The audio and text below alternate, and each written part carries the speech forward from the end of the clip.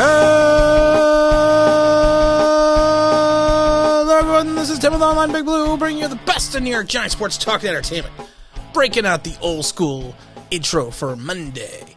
Enjoyed yesterday's stream. It was a lot of fun. I like doing the Sunday streams at noon because, you know what, it still allows me to chat with everyone and have the rest of my Sunday because streams are only about an hour long. And I wanted to talk about a couple things right now. I want to talk about some potential low-rent free agents that the Giants can bring in. We all know they went on a free agent spree, we'll say, spending spree. But we still have some holes on the team to fill, and I know we're going to try to reshape the roster with the draft like we should, but I still have some concerns in reference to some positions that we may potentially can address via the second or third level of free agency with some players that may want to come in or can come in on a league veteran minimum contract. Now, the interesting thing about the Giants' current situation is if you take a look at their top 51 contracts, which is the rule of 51, which we've gone over 9 million times, so I'm not going to bore anyone again. We're anywhere between $3.5 to $4 million under the cap.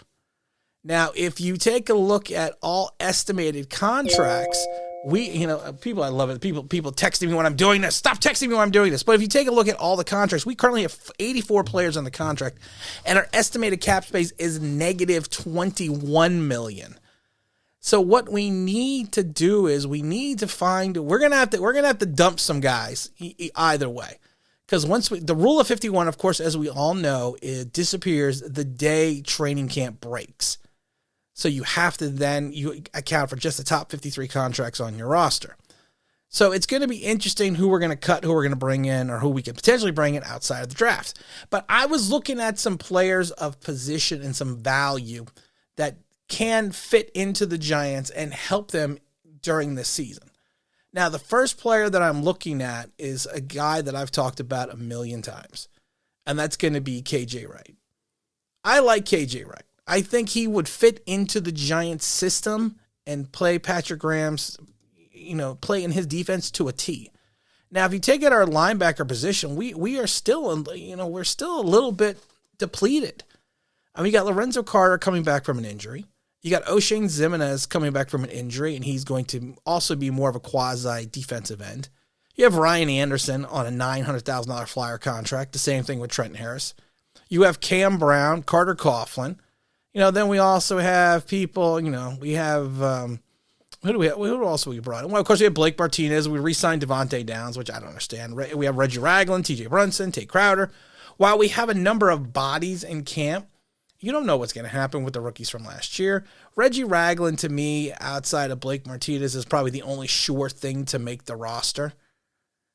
And that's what you got to think about it. And honestly, without a true defensive end presence on this team, you are going to need a linebacker who can play the right outside position. And who perfectly could do that than KJ Wright? I don't want KJ Wright from 3 years or 4 years ago. Of course, 3 years ago he was hurt in 18, but I don't need the KJ Wright from 17, 16, and 15. I will take the KJ Wright from 2020, who started 16 games, had 1 interception, 86 tackles, 3 quarterback hits, 11 tackles for losses. I'll take that guy because I just need someone that can help whoever is playing the defensive end position to have the ability to hold the edge on the run. That's all I need. That's all I need him to do. I don't need him blitzing the quarterback. I don't need him. I really don't need him doing anything but helping me with the run. And that's going to be, the problem is if you have, and we hope that we are going to have a tougher interior line presence, first thing that they are going to try to do, teams, is bounce it to the outside. And if we have a weak defensive end position right now and do not have the ability to hold that edge against the run, there could be some issues. Now, KJ, of course, is 31 years old. I think he'll be 32.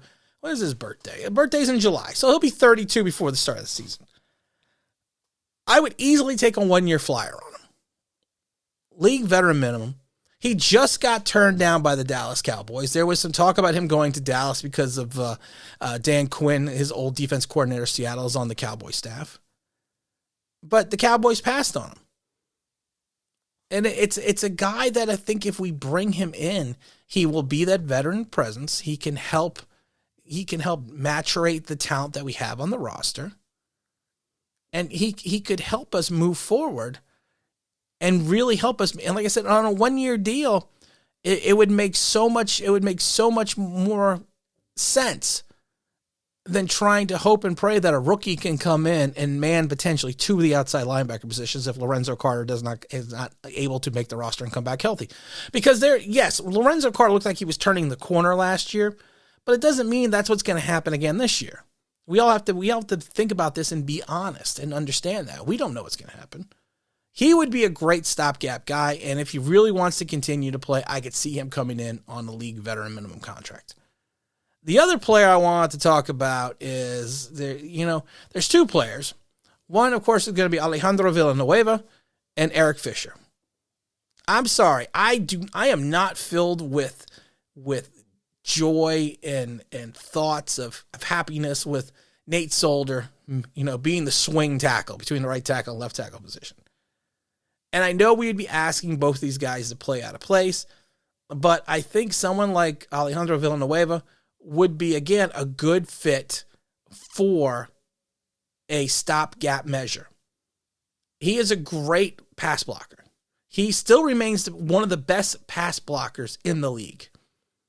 And at 320 pounds, 6'9", he's not the force or the dominant road paver that he used to be, but he has the ability.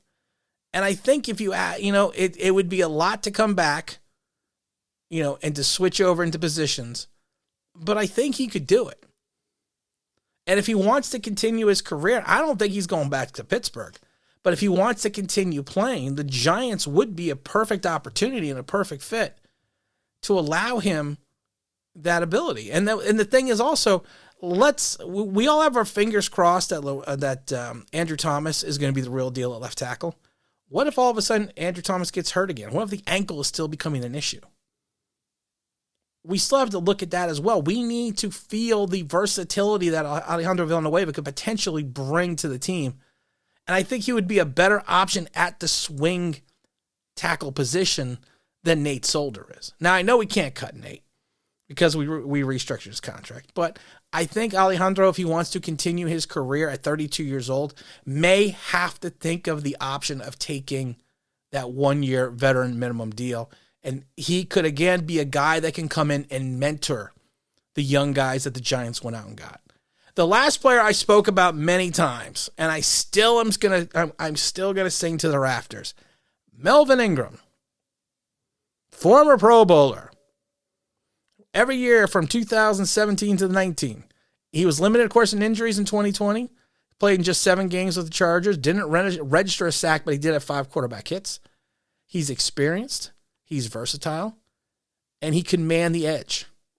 And he can man the edge regardless of what scheme. So if we go with the multiple hybrid set, he would fit right in. Now, the big question mark, of course, is going to be the health of his knee. And again, I don't need Melvin Ingram to be Melvin Ingram for 4 years ago. I'll take Melvin Ingram from 2019.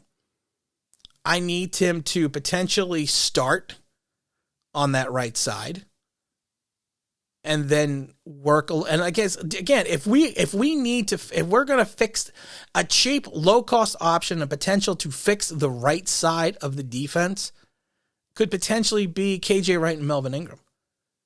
It'd be 2 old man Rivers. But you know what? I only need it for a year because I need to cultivate talent. And I want to see who we draft. I am not comfortable going in with the linebacking core that we have this year outside of Blake Martinez and Reggie Ragland. And Reggie Ragland, to me, he's another one who took $1 million flyer on.